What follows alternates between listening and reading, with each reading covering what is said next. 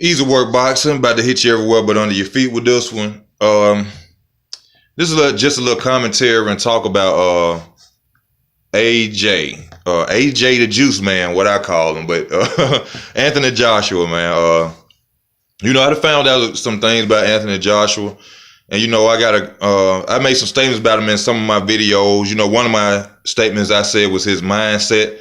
I didn't think that Anthony Joshua was mentally that strong, and I guess I said that out of appearance, because as I go back and I look at the little stuff I done researched and I done seen about the dude, just because this guy has a respect for his opponents and, he's a humble guy, some may come across and think he doesn't have that fire in him,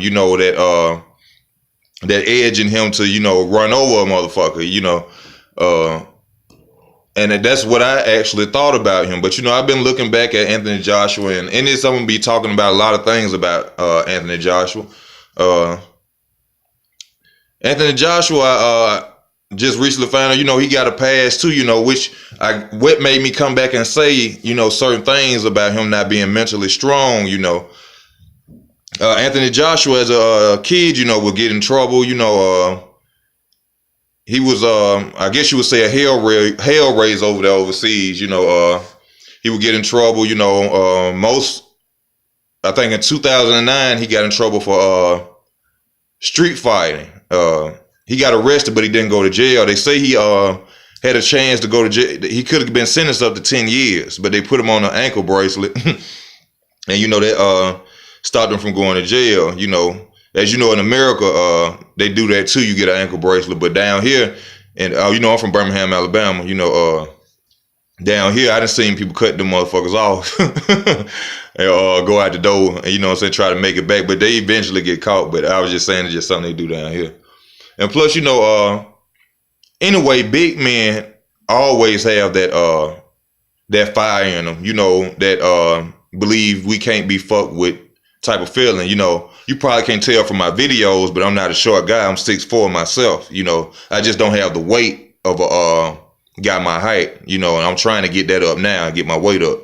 But that's just something about big men anyway. We just walk around like that. It's not a thing of being arrogant or something. It's just that we just have something in our heart and our minds that make us feel like we are really unstoppable force. I feel like that sometimes. I'm not saying I'm an arrogant person or nothing like that.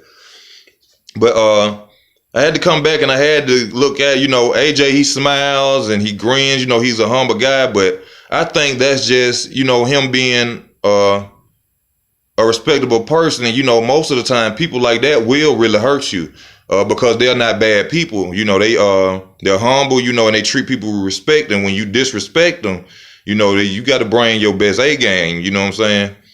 And I had to take that back. I kind of feel like AJ does has fire in him, I think he just is a guy who's been through a little bit and, he knows how to control himself, But going on into other things about Anthony Joshua, most things they sit up and talk about Anthony Joshua is his chin.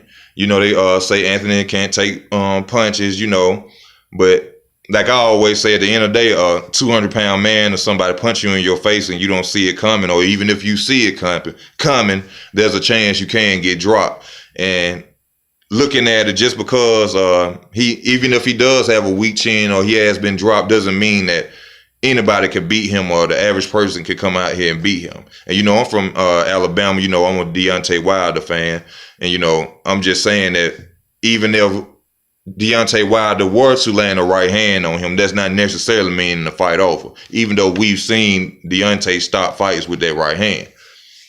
But one of AJ's weaknesses I seen, one punch that I seen that catches him every time and wobbles him, is that left hook. I seen Dylan White throw it. I see Klitschko throw it. For some reason, when AJ throws that right hand and you throw that left hook right behind it, you're gonna catch AJ and wobble him. I don't know why. Every time I've seen him, someone throw that punch at AJ, it wobbles him, and they wait right when he throws that right hand. Now, I'm not taking anything away from Anthony Joshua's defense, because I love his defense to be a heavyweight. A lot of people don't give Anthony Joshua his respect. He's a very technical, big fighter. Especially from how he throws his punches, how he defends. I seen when he was fighting Taken, Taken was trying to headbutt the hell out of him, and which he headbutt him a couple times. But if you notice, when Anthony Joshua would come in on him, he'd throw that elbow out to block their head first, and then he'll throw his combination. So Anthony Joshua is a smart fighter now. He ain't no joke. And I will say, I look back on Boxing Rec and check his first opponent that he ever fought was undefeated. And, that's uncommon when you just first starting out in boxing. You'll usually they'll have him fight a guy that's like 3-2 or 1-2, but the guy he fought was 8-0, and I think that was crazy. His managers really believe in him, because if I was his manager or his trainer, I wouldn't have sent him up against a fighter at his first debut. Who was 8-0, even though that's not like he was 30-0, but still, 8-0, and I'm sending my fighter out there with no record at all for his first fight. I wouldn't have did that, but that shows how much they believe in him. And with his upcoming fight against Parker, I want Parker to win this fight. I'm not gonna get on here and lie, but as I'm looking back on certain things of the fight, I didn't know that AJ reach was as long as it was. He got an 82-inch reach. Parker has a 72-inch reach. That's going to be a major factor in the fight.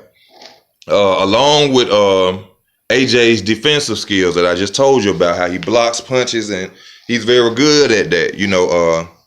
So I think that it's going to be a real tougher fight than what I expected for Parker. And like I said in the fight, Parker should not go out there and box AJ. If he go out there and box, it's an automatic loss. So I'm telling you, from first round, if we see Joseph Parker go out there trying to box AJ, it ain't gonna happen. He gonna lose. He has to fight him, and by fight I mean go at him, hold him, tire Anthony Joshua out to defeat him. He will not outbox Anthony Joshua. Not saying that Parker's a decent boxer too, but I don't see him outboxing Anthony Joshua. David Price stopped him. A guy named Nihai Mistar stopped him. Knocked him down in amateurs. And Klitschko dropped him. But regardless of what everybody wants to say about that chin, the man that's getting up, ain't nobody stopped him yet. And I don't think that AJ is just somebody who will just stay down from a punch. So, we'll just have to see when that happens again, will AJ be able to withstand it like he's withstood it before.